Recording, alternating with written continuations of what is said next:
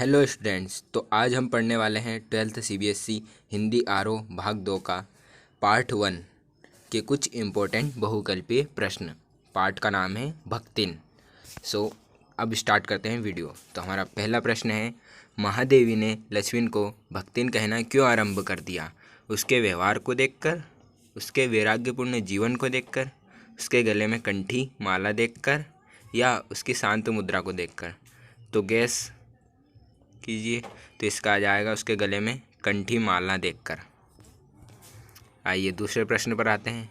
भक्तिन पाठ के आधार पर पंचायतों की क्या तस्वीर उभरती है? पंचायतें गूंगी है, लाचार और अयोग्य है, या वे सही न्याय नहीं कर पाती, वे दूध का दूध और पानी का पानी करती हैं, वे अपने स्वार्थों को पूरा करती है? तो इसका आ जाएगा अपना पंचायतें गूंगी, लाचार और अयोग्य है। प्रश्न नंबर 3, भक्तिन पाठ की रचयिता कौन है? जिनेंद्र कुमार, महादेवी वर्मा, सुभद्रा कुमारी चौहान, या रांगेव राघव? तो इसमें हमारी महादेवी वर्मा जी हैं, जिनका खुद के बारे में लिखा है उन्होंने, महादेवी वर्मा ने।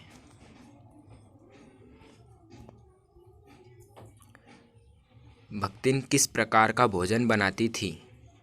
तीखा और मसालेदार, तीखा और मीठा, सीधा सरल भोजन, स्वादिष्ट और गरिष्ठ? तो आपके हिसाब से क्या होगा? स्वादिष्ट और गरिष्ठ नहीं, वह सीधा सरल भोजन बनाती थी। भक्तिन में कौन सा भाव प्रबल था? वीरता का भाव, स्वाभिमान का भाव, घृणा का भाव, ईर्ष्या का भाव? तो हमारा आ जाएगा आंसर स्वाभिमान का भाव उसमें सर्वाधिक था। प्रश्न नंबर 6, खोटे सिक्के की टकसाल का अर्थ क्या है? निकम्मे काम करने वाली पत्नी, बेकार पत्नी, जिस टकसाल से खोटे सिक्के निकलते हैं, कन्या को जन्म देने वाली? तो ये भक्तिन की सास ने कहा था उससे, क्योंकि उन्होंने उसकी 3 या 4 पुत्रियां हो गई थी, कन्या को जन्म देने वाली पत्नी। तो ये आ जाएगा इसमें। प्रश्न नंबर 7, भक्तिन किसके लिए लड़ाई लड़ रही थी? तो ऑप्शन है अपने अस्तित्व के लिए, अपने पति के लिए, अपने पति के जीवन के लिए, महादेवी के लिए, या अपनी बेटियों के हक के लिए? तो इसमें आ जाएगा वह अपनी बेटियों के हक के लिए लड़ रही थी। प्रश्न नंबर 8, भक्तिन महादेवी से कितने वर्ष बड़ी थी? 15 वर्ष, 25 वर्ष, 30 वर्ष, या 20 वर्ष? तो गेस कीजिए।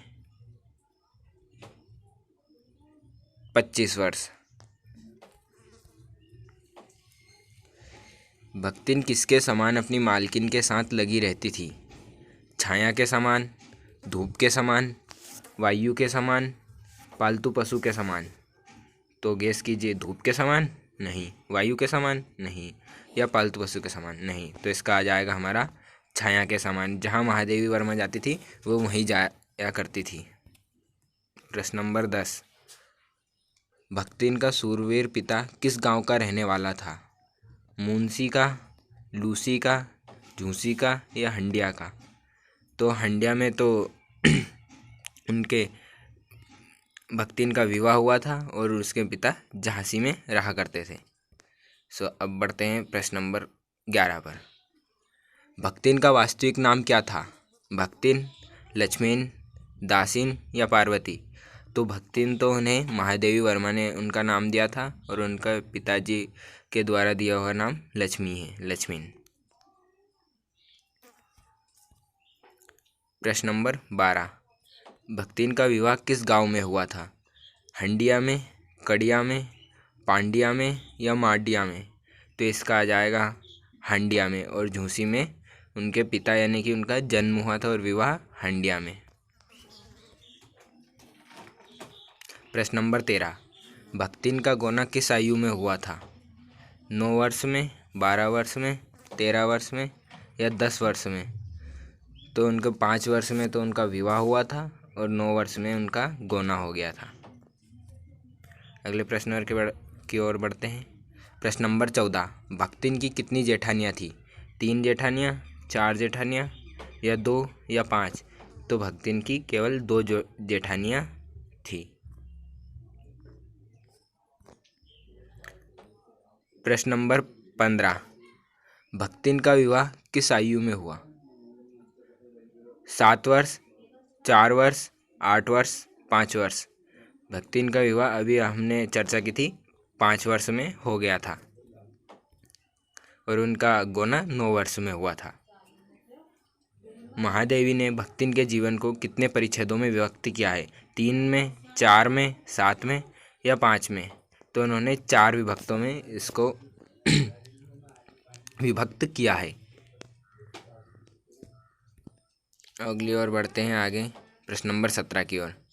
भक्तिन का नामकरण किसने किया था? उसकी सास ने, उसके पति ने या उसकी जेठानियों ने या महादेवी ने? तो उसके पति ने भी नहीं किया था, उसका महादेवी वर्मा ने किया था उसके नामकरण। भक्तिन रखा था उसकी माला, कंठी माला को देखकर। बढ़ते हैं अगले प्रश्न की ओर। प्रश्न नंबर 18, ससुराल में भक्तिन के साथ सदैव व्यवहार किसने किया था? जेठानियों ने, पति ने, सास ने या ससुर ने? तो सद्य व्यवहार यानी कि अच्छा व्यवहार उसके साथ, तो जेठानियों ने उसके साथ क्रूरतापूर्ण व्यवहार किया था, उसकी सास ने भी, और ससुर ने भी इतना अच्छा व्यवहार नहीं किया था। केवल उनके पति ने उनके साथ सद्य व्यवहार किया था। प्रश्न नंबर 19, सास और जेठानियों भक्तिन के साथ कैसा व्यवहार करती थी? अभी हमारा प्रश्न आया था कि, तो उसको छोड़कर ये देखते हैं, क्रूरतापूर्ण, स्नेहपूर्ण, दयापूर्ण या प्रेमपूर्ण? स्नेह और प्रेमपूर्ण तो उनके पति करते थे और क्रूरतापूर्ण उनकी सास और जेठानियाँ करती थी उनके साथ व्यवहार। प्रश्न नंबर 20, भक्तिन के ससुराल वालों ने उसके पति की मृत्यु पर उसे पुनर्विवाह के लिए क्यों कहा? ताकि भक्तिन सुखी वैवाहिक जीवन व्यतीत कर सके? नहीं, ताकि वे भक्तिन की घर संपत्ति को हत्या सके, ताकि वे भक्तिन से छुटकारा पा सके, या ताकि वे भक्तिन को पुनः समाज में सम्मान दे सके? तो वो ऐसा कुछ नहीं चाहते थे, वो चाहते थे सिर्फ कि ताकि भक्तिन की घर की संपत्ति वो हत्या सके। अब हमारा प्रश्न नंबर 21, हमारा समाज विधवा के साथ कैसा व्यवहार करता है? स्नेहपूर्ण, असम्मानपूर्ण, सहानुभूतिपूर्ण या सम्मानपूर्ण?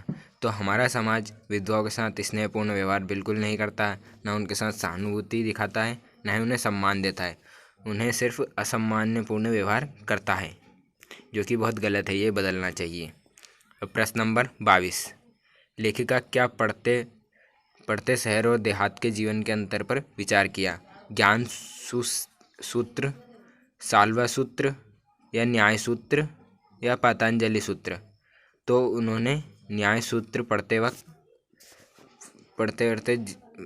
देहात के जीवन के अंतर पर विचार किया था।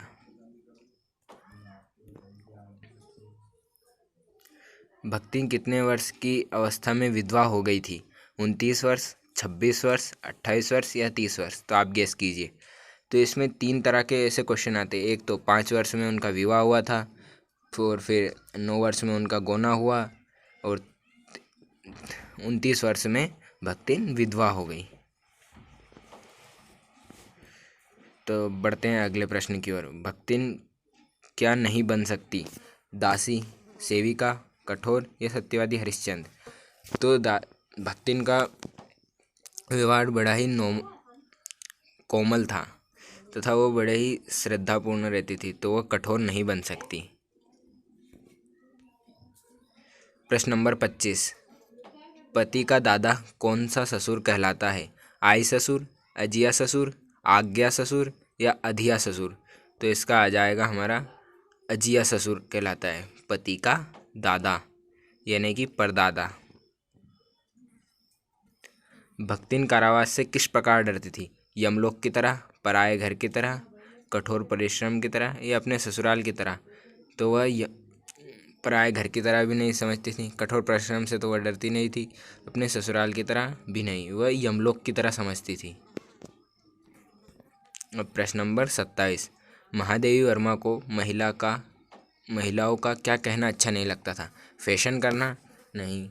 सिर घुटाना, प्रेम विवाह करना या नृत्य करना? तो महादेवी वर्मा को महिलाओं का सिर घुटाना अच्छा नहीं लगता था।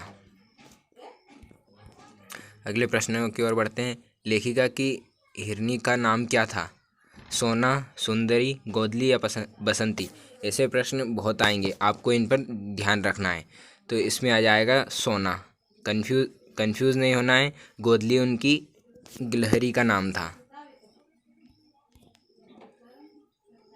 प्रश्न नंबर 29। भक्तिन सेवक धर्म में किससे स्पर्धा करने वाली है?